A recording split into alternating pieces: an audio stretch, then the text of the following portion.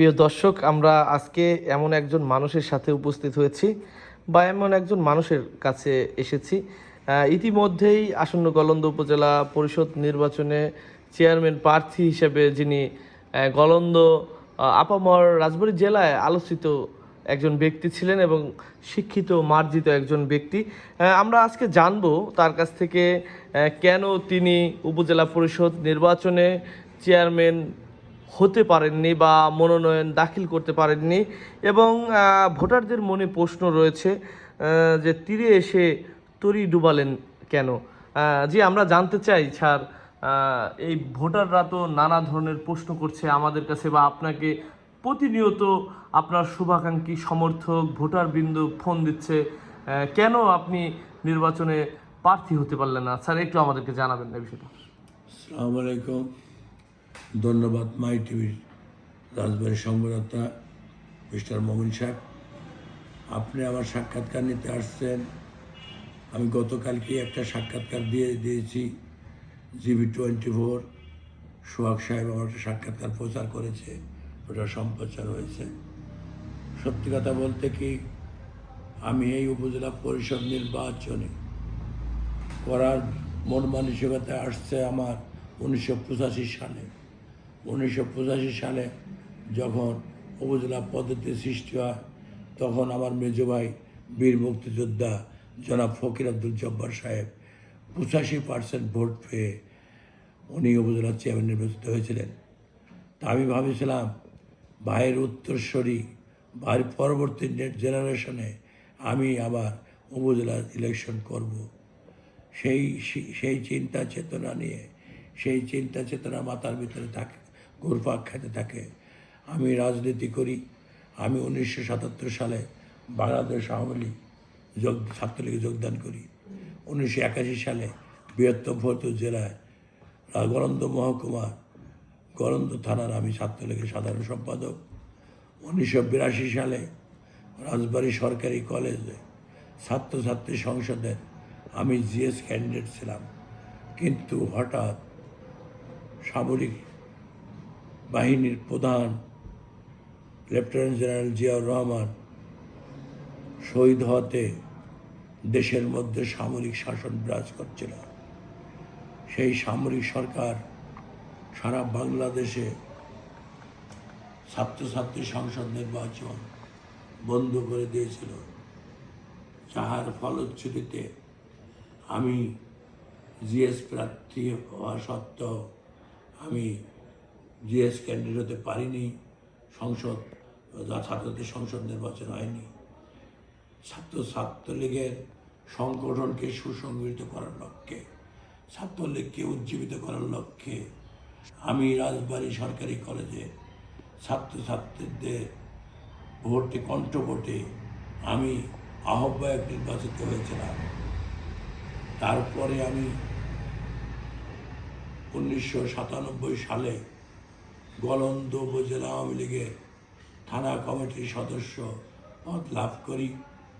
2000 সালে গলন্দ উপজেলায় পৌরসভা, যখন রাজবাড়ীর বাংলাদেশের প্রতিটি উপজেলায় ভালো ভালো উপজেলায় পৌরসভা গঠন করতে লাগলেন, আমাদের গলন্দ উপজেলায় শহীদ স্মৃতি সরকারি উচ্চ বিদ্যালয়ের মাঠে এসেছিলেন তৎকালীন এলজিডি মন্ত্রী এবং পানি মন্ত্রী,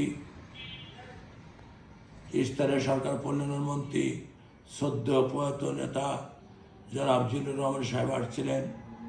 আমাদের বৃহত্তম ফরিদপুর জেলার গর্ব, বৃহত্তম ফরিদপুর জেলার কৃতি সন্তান, পানি উন্নয়ন বোর্ডের চেয়ার মন্ত্রী আব্দুল রাজ্জাক ভাই এসেছিলেন, কেন্দ্রীয় নেতৃবৃন্দ আসছিলেন। সেই দিন আমি মাননীয় মন্ত্রী মহোদয়ের কাছে আবেদন করেছিলাম যে গলন্দ ঘাট, ঐতিহ্যবাহী গলন্দ ঘাট, ঐতিহ্যবাহী গলন্দ মহকুমা থাকা সত্ত্বেও আমাদের সাব ডিভিশন টাউন রাজবাড়ী, তাই গলন্দর নামে কোনো মহকুমা হয়নি, হয়েছে রাজবাড়ী জেলা। সেখান থেকে গলন্দ মানুষ অনেকটা বঞ্চিত হয়েছে, অনেকটা পিছিয়ে পড়েছে। তাই আমাদেরকে একটা পৌরসভা দিয়ে যান। আমি স্থানীয় সরকার উন্নয়ন মন্ত্রী জিল্লুর রহমান সাহেবের কাছে আমি নিজে সরজমিনে আবেদন করি। আমার আবেদনখানা আমাদের স্থানীয় সাংসদ কাজী কেরামত আলী, সাবেক শিক্ষা প্রতিমন্ত্রী, উনি পাঠ করে শোনালেন জিল্লুর রহমান সাহেবের কাছে। পাশে আছে হাসান রাউত চৌধুরী, উনি গলন্দ উপজেলা আওয়ামী লীগের সংগ্রাম সভাপতি। তারপর আছে নাজরুল ইসলাম দুলু, উপস্থাপনা ছিলেন আল্লাহ গিয়াস, চেয়ারম্যান চুরবাকলা ইউনিয়ন। সেই সুবাদে গলন্দ উপজেলা পৌরসভা ঘোষণা দেওয়ার পর 2002 সালে আমি প্রথমবারের মতো গলন্দ উপজেলা পৌরসভার চেয়ারম্যান পদে নির্বাচনে প্রার্থী ঘোষণা করায় আমি বাংলাদেশ আওয়ামী লীগ মনোনীত প্রার্থী হিসেবে নির্বাচন করেছিলাম। সেটার প্রতীক ছিল আমার রিক্সা মার্কা।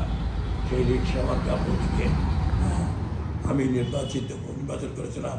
সেই সেই সেই আমার প্রার্থী বাছাইয়ের ক্ষেত্রে যুবলীগের 2 ভোট, ছাত্রলীগের 2 ভোট, কৃষক লীগের 2 ভোট, শ্রমিক লীগের 2 ভোট, স্বেচ্ছাসেবী লীগের 2 ভোট, থানা আওয়ামী লীগের সবাই এবং জেলার নেতৃবৃন্দের সমন্বয়ে বোর্ড গঠন করে আমাকে মনোনয়ন দিয়েছিলেন। আমি সেই নির্বাচনে অর্থের অভাবে, অর্থ সংকটের কারণে নির্বাচিত হতে পারিনি। এখানে অভিরাচিত হয়েছিলেন ডিম হ্যাচারি, গোল ফ্যাক্টরির ছেলে, গোলক ফ্যাক্টরির ছেলে, একজন মাসুম বাচ্চা, 17 বছরের একটি ছোট্ট ছেলে, যার বাবা শোনা কথা মহাখালী থেকে হার পরীক্ষা করে নকল একটা রিপোর্ট এনে 25 বছর তার বয়স বানায় তাকে নির্বাচিত করেছিলেন। কীভাবে করেছিলেন? আমাদের গলন্দ অত্যন্ত দরিদ্র এবং এই গলন্দঘাট পদ্মা নদীর বিদ্যুৎ গলন্দঘাট পদ্মার নদীর এপার ভাঙে ওপার করে গলন্দঘাটের শিক্ষার হার অত্যন্ত অনেক কম।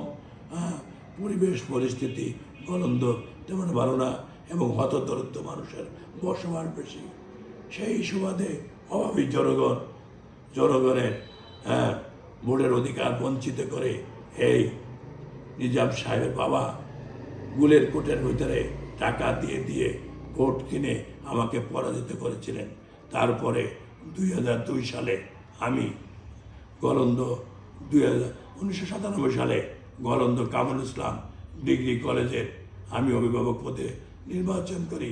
সেই নির্বাচনে আমার মেজো ভাই ফকির আব্দুল জব্বার, সাবেক জেলা চেয়ারম্যান, সাবেক উপজেলা চেয়ারম্যান, উনি প্রতিদ্বন্দ্বিতা করেন।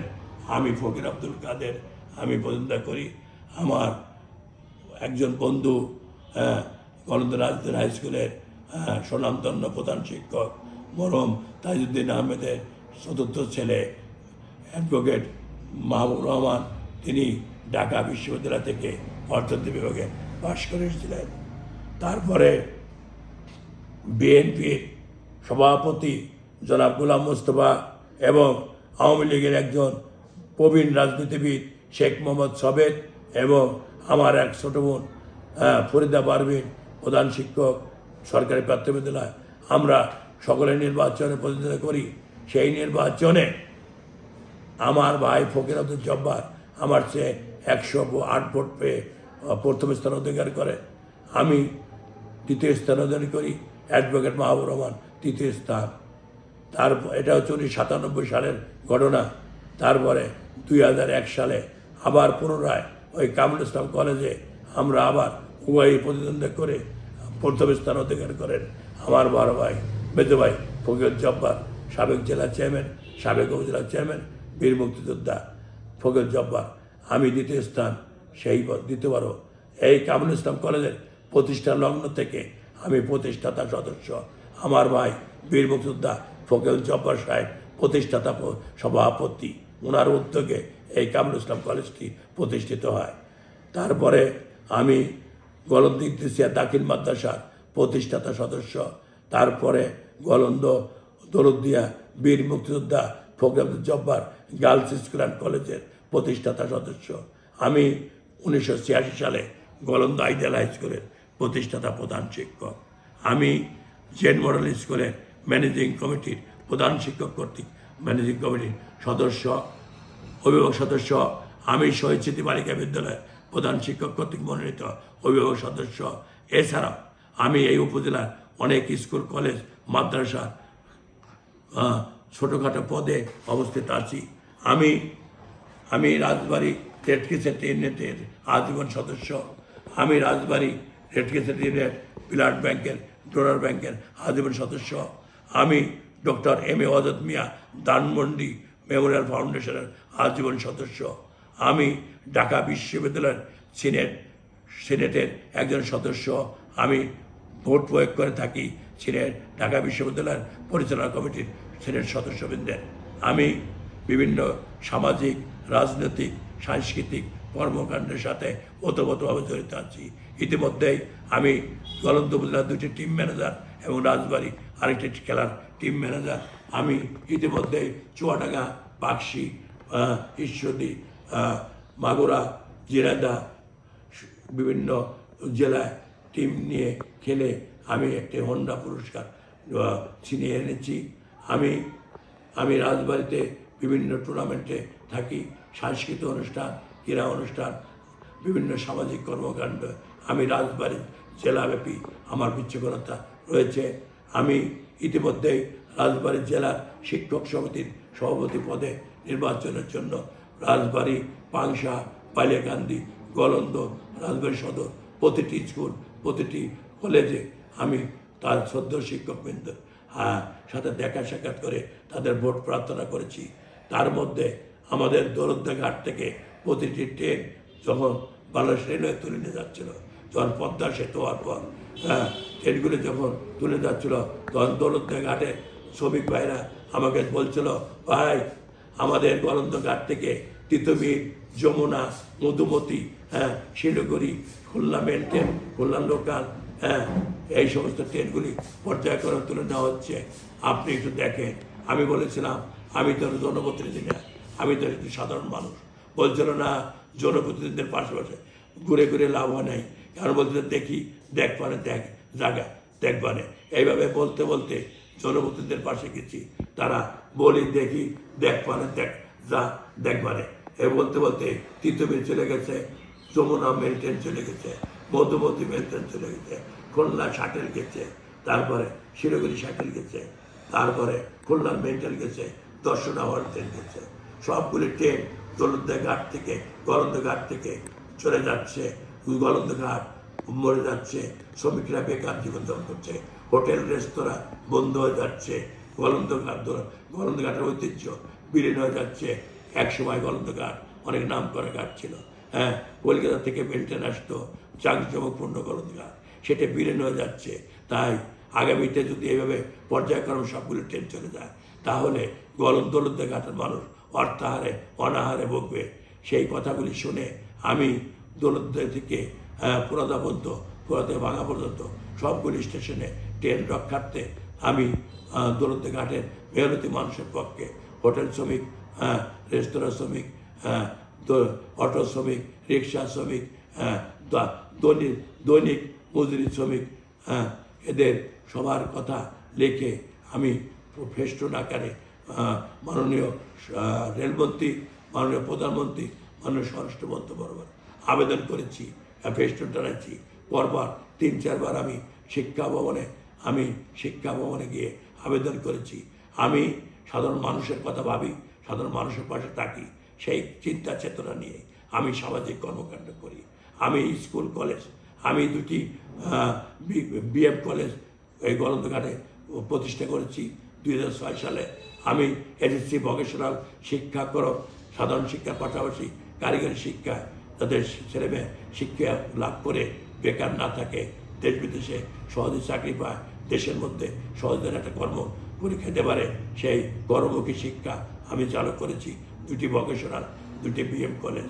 তারপরেও যারা যে সমস্ত বেকার যুবক যুবতীরা মাস্টার্স পাস করে, অনার্স পাস করে বসে আছে, কিন্তু কম্পিউটার জানে না, শেখে নাই, তাদের জন্য আমি বেসিক ট্রেনিং কোর্সের ব্যবস্থা করেছি। আমি বাংলাদেশ কারিগরি শিক্ষা বোর্ড থেকে বেসিক ট্রেনিং কোর্স 6 মাস মেয়াদি ট্রেড খুলেছি। সেটা হচ্ছে কম্পিউটার অ্যাপ্লিকেশন এবং ডাটাবেস প্রোগ্রামিং।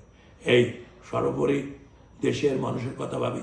গোয়ালন্দ উপজেলা অনেক পিছিয়ে পড়া গোয়ালন্দ উপজেলা শিক্ষার হার অনেক কম, যেহেতু গোয়ালন্দ উপজেলা পদ্মা নদীর মাঝে। এই গোয়ালন্দ উপজেলার মানুষ পদ্মা নদীর সাথে যুদ্ধ করে বেঁচে আছে। প্রতি বছর পদ্মায় শত শত হাজার হাজার বাড়িঘর বিলীন হয়ে যায়। পদ্মার মানুষ বেরিবাদে এসে ঘর দরজা ছেলে মেয়ে এবং গরু বাছর নিয়ে তারা আশ্রয় নেয়। তারপরে আবার পদ্মা জাগলে আবার তারা সে কোনো মতো বসবাস করে। সেই গলন্ত মানুষ অনাহারে অর্থাহারে এবং পদ্মা নদীর সাথে যুদ্ধ করে কোনো মতন জীবিকা করে। তাদের কৃষি জমিগুলি দিনে দিনে বিলীন হয়ে যাচ্ছে। কৃষকরা আজকে অনাহারে থাকে, কৃষকরা আজকে কৃষক নাই, তারা আজকে দেউলিয়া। তাই এই গোয়ালন্দ ঘাটে পরমুখী শিক্ষার জন্য যাতে ছেলে মেয়ে সাধারণ শিক্ষার পাশাপাশি কারিগরি শিক্ষা গ্রহণ করে দেশ এবং দেশের মধ্যে কিছু করে খেতে পারে, এই চিন্তা চেতনা নিয়ে 2003 সালে আমি এসেছি ভগেশ্বরার কোর্স খুলি এক গোয়ালন্দ আইডিয়াল হাই স্কুলের মধ্যে। 2010 সালে FK technical and business management মহিলা কলেজে এসেছি ভগেশ্বরার শিক্ষাক্রম খুলি। 2003 সালে HSC BM কলেজ খুলি। 2003 সালে HSC BM মহিলা কলেজ খুলি। 2005 সালে বেসিক ট্রেনিং কোর্স খুলি। যাই হোক, আমি গোয়ালন্দ মানুষের কথা ভাবি, গোয়ালন্দ মানুষের নিয়ে পাশে থাকি। সমাজের যে কোনো কর্মকাণ্ডে নিজেকে সম্পৃক্ত রাখার চেষ্টা করি যতটুকু পারি। তারপরও আমার একটা সীমাবদ্ধতা আছে, আমি স্কুল অ্যান্ড কলেজ নিয়ে ব্যস্ত থাকি, এখানে আমি কর্মরত আছি। তারপরেও আমি যতটুকু সুযোগ পাই আমি মানুষের পাশে দাঁড়ানোর চেষ্টা করি। সেই চিন্তা চেতনা নিয়ে আসন্ন উপজেলার চেয়ারম্যান, যেটি 2024 সালের 21শে মে হতে যাচ্ছে, সেই নির্বাচনে আমি প্রার্থী হওয়ার জন্য মনোনয়ন ফর্ম কিনেছিলাম। দুর্ভাগ্যবশত আমি অনলি 10 মিনিটের জন্য আমি আবেদনটা সেন্ড করতে পারি নাই। এই হচ্ছে আমি আমার মনের কথাটা পেশ করলাম। ধন্যবাদ সাংবাদিক সাহেব।